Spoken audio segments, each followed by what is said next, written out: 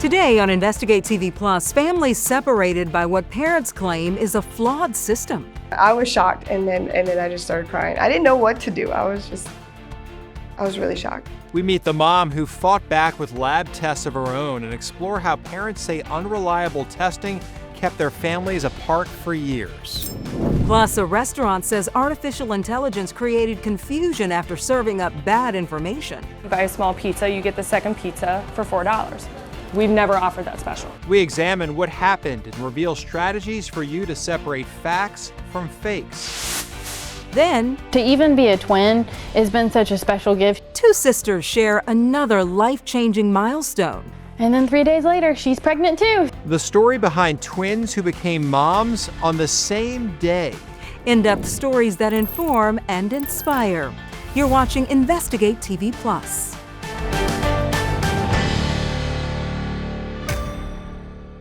Parents fighting against what they call a broken child welfare system. I'm Lee Zurich. And I'm Tisha Powell, arguing one state's drug testing procedures, which are designed to ensure sobriety, are leading to false positives and separated families. In many states, when drugs are the basis of a child welfare case, parents can be required to submit to hair follicle drug screens. Those screenings are done by private labs with contracts that cost some states more than $1 million a year. Reporter Sierra Cummings has been following these stories since the first allegations came to light and joins us now with more. I started digging into this in 2024 when a mother's kids were taken away from her after a state subcontracted drug screen showed she was positive for methamphetamine. Since then, I've talked with more than a dozen parents who say they had to prove their own innocence by getting independent drug tests. It's a move that helped a Georgia mom remain with her kids after she saw our reporting. This is no laughing matter for Lisa Trantham, but laughing It was really bad.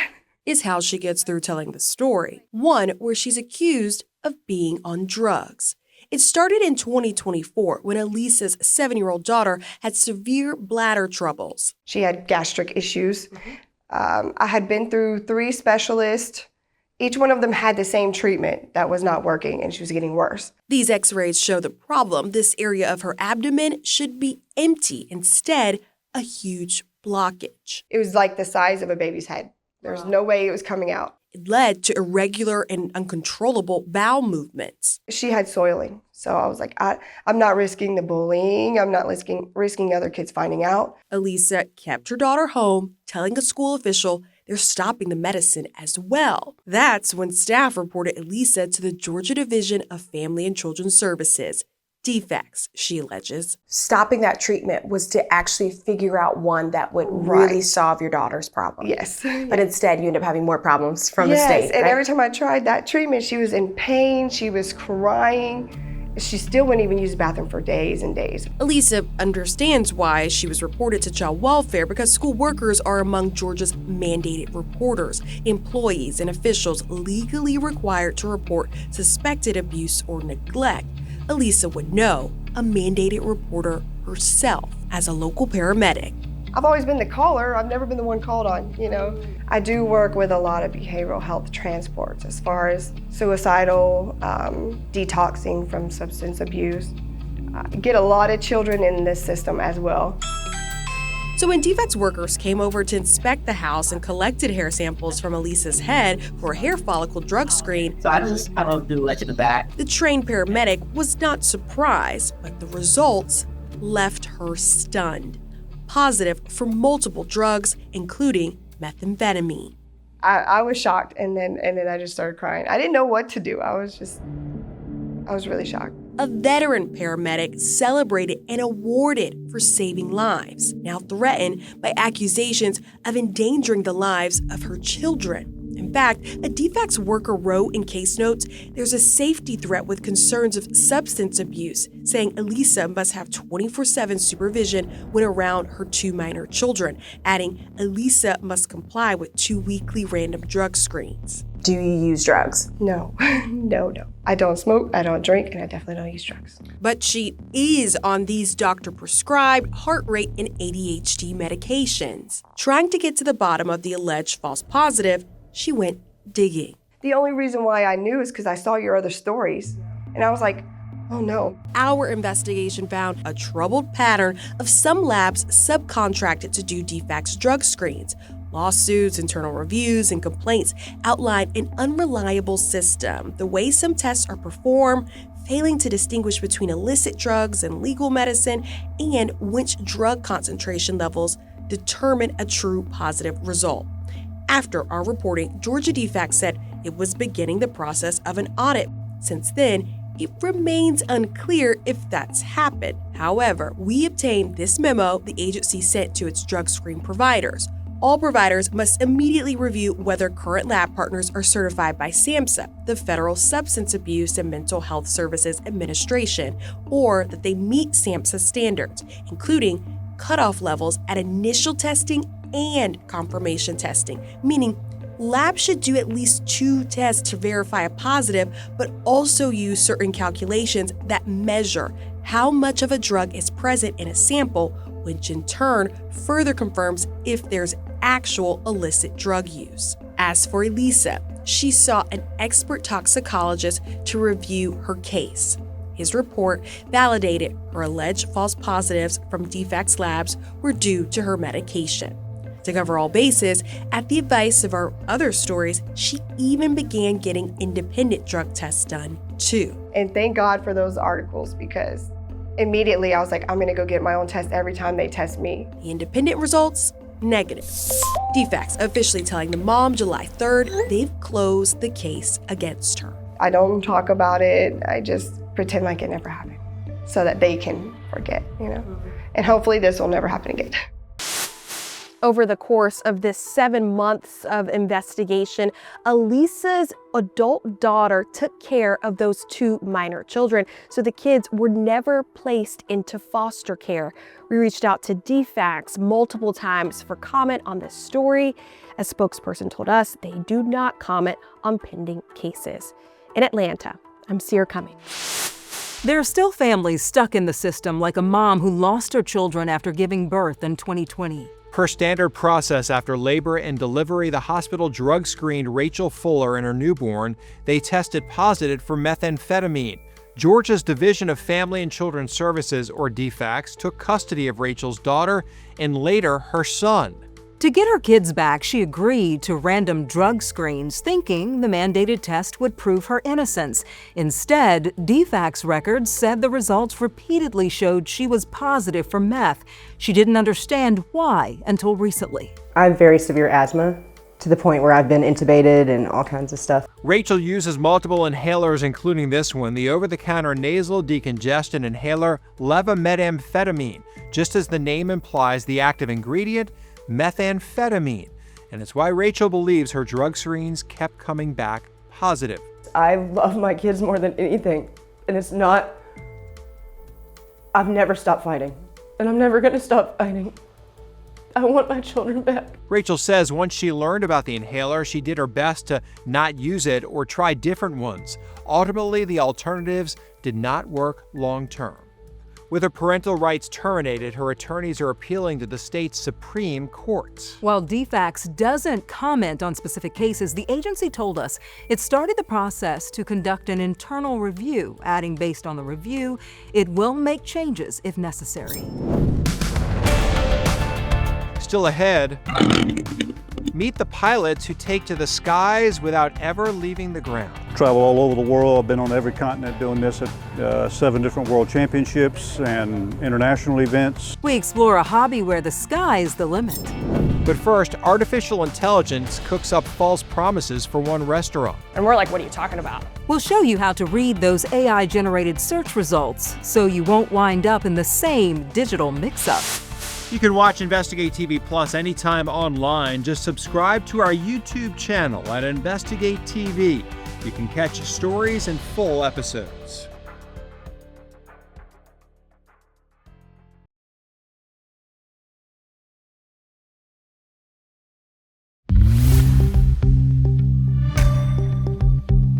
It's evolving technology that's reshaping many aspects of our everyday lives, including how we work, shop, and communicate. As artificial intelligence quickly develops, experts say so do the chances for it to be used to manipulate. I'm currently at the border, but there is no war. Mom, Dad, I know this looks kind of real, but it's all AI. Travis Bible, who has a background in film, saw the possible negative impact of that misinformation, so he now posts content to educate viewers on how to identify AI-generated photos and videos. I'm trying to create AI awareness. I don't want people to be caught off guard, kind of like the way I was with how far this technology has come.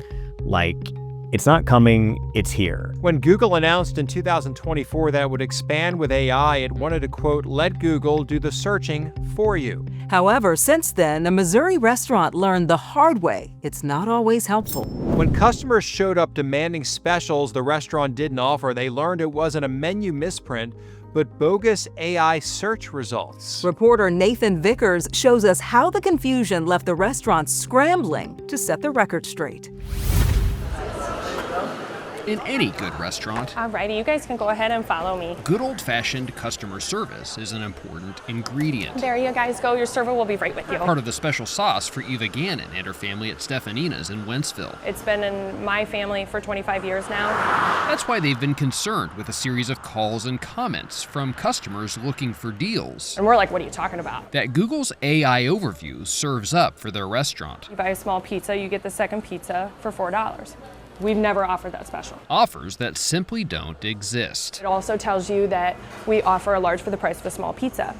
That's not true. She says it's led to calls and confusion with customers. It's coming back on us. So much that they posted on Facebook asking patrons not to rely on AI. We can't, as a small family business, honor a Google AI special. Artificial intelligence is still evolving, and even Google admits it can make mistakes. That's why tech experts see it as a useful tool, but one that still requires a human component. There's a big difference between using AI and working with AI. Jonathan Hanahan is a Washington University professor who works with artificial intelligence. He says the intent behind a prompt can sometimes skew information. It will sometimes take liberties to get you the result that you're looking for. Google didn't respond to our messages, but a company guide cautions that AI can sometimes misunderstand things or even make them up, meaning you still have to fact check. How are you asking prompts? How are you asking questions? The collective conversation and not just this like binary call and response expectation. As for Stefanina's, Just come to us for any information regarding us. And really, when it comes to any other company. they're happy to answer questions the old-fashioned way. There are resources to educate yourself about AI. You can start on our website. Our series Manipulated goes in depth on how artificial intelligence is used to spread misinformation and how you can spot the difference between an AI-generated image and a real one. Just head to InvestigateTV.com and search Manipulated. Still ahead, two sisters share a special bond for life. We are so close to each other, every milestone, every transition, and then ended up working at the same place. Now they're sharing motherhood. We bring you their journey to becoming moms on the same day. But first, these pilots trade a cockpit for a remote control. Get out here and just get away from everything, and we enjoy the models and the hobbies. From beginners to seasoned pilots, how one club gives members the chance to soar. You can watch Investigate TV Plus anytime streaming online. Get the app for Roku, Amazon Fire TV, and Apple TV. It's free to download.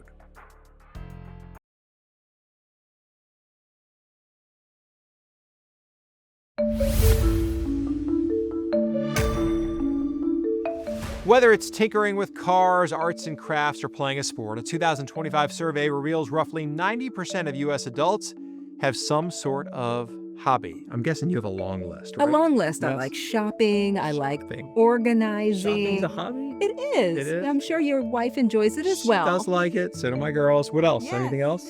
I like to work out. I guess that's considered. Okay, that's considered a hobby. I'm on that. Nothing like astrology or reading I or like anything? all of that. All of that stuff. Yes. All right, near Louisiana's capital city, you'll find some who take their hobby to the skies. Reporter Johnny Asian shows us how.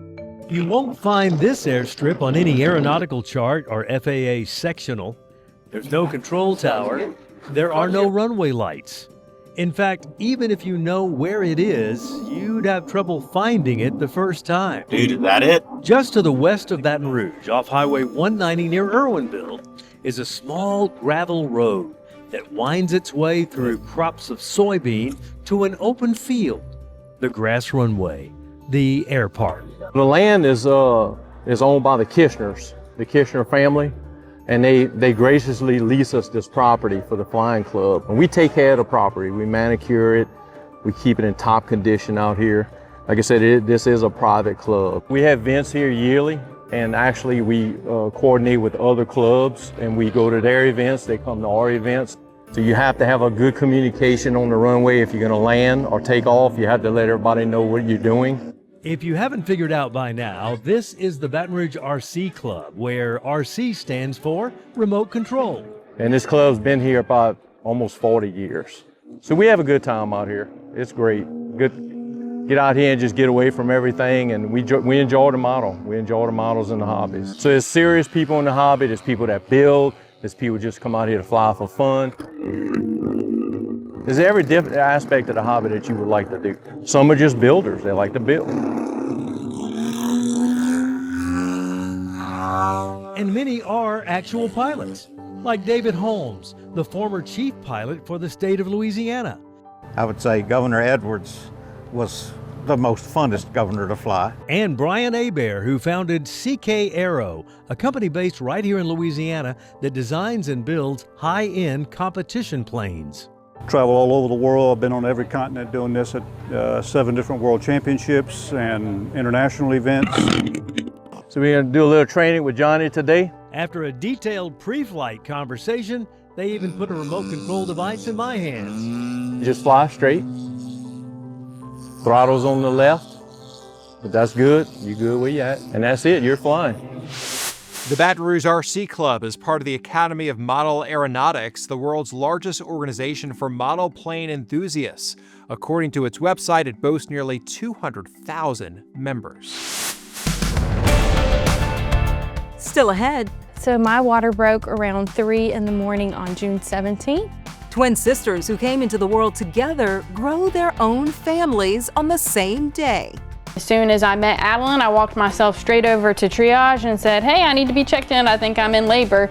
And so they admitted me. We share the ultimate family coincidence. Our in-depth coverage continues. You can get connected to Investigate TV Plus on all social media platforms.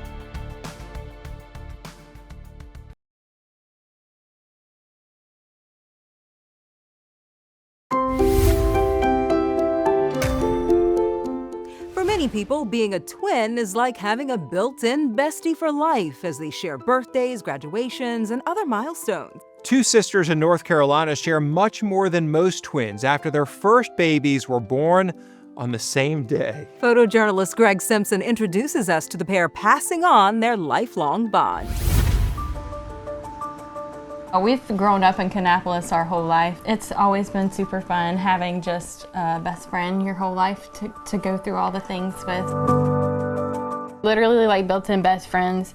Actually, we joked with everybody, including our husbands, that were OG soulmates before we got married. We are so close to each other, every milestone, every transition, and then ended up working at the same place. So we didn't necessarily intend to work at the same hospital. It's just how it ended up.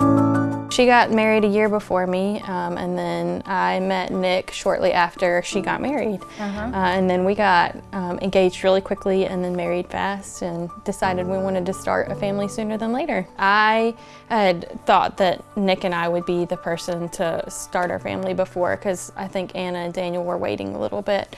But we had decided we were ready, and then around the time that I was going to test, she showed up to the doorstep with a pregnancy test and said, surprise, I'm pregnant. Which was a shock to me. So at the time I didn't know if I was pregnant, but we were actively trying. So at that time I told her, you know, I don't know it right now, but there's a very good chance I am too. And then 3 days later, she's pregnant too. So We had a 3 days apart due date. I was due June 17th and she was due June 20th. It was a happy surprise when, you know, I found out she was expecting and she found out I was expecting. So then we got to share our pregnancy together. So my water broke around 3 in the morning on June 17th, and we headed to the hospital, had about a 24-hour labor, and our sweet little daughter was born at 3:38 in the morning on June 18th. And right around the time I was about to start pushing, I got a text message from Anna, and she was like, you know, I'm having some soreness. I'm not positive, but I might be in early labor right now. So then I came to meet Adeline for the first time. We came to find out her gender and had the whole gender reveal with our family. And then as soon as I met Adeline, I walked myself straight over to triage and said, hey, I need to be checked in. I think I'm in labor. And so they admitted me. I labored all that day until 10:58 at night, and then Amelia decided to join us right at the last second. So her baby was born at 3:38 a.m. in the early morning hours of June 18th. And then Amelia came right at the last second around 10:58 at the end of the day on June 18th. We always joked that they would come on the same day, but never in my wildest dreams would I have imagined that it actually would happen. Yeah, they're gonna have a built-in best friend, and I'm only like 6 minutes down the road from her. And since we work the same schedules and have the same days off, then I think they're gonna have a lot of time together. Have a lot of time to spend together, and they're gonna follow in our footsteps and be best friends and get to share their whole life and all their milestones together. So we're really excited about that. I mean, so many people will never experience something like this in their lifetime, so it's truly been the greatest thing that we could have been given. And that's it for us on Investigate TV Plus. I'm Lee Zurich. And I'm Tisha Powell. Thanks for watching.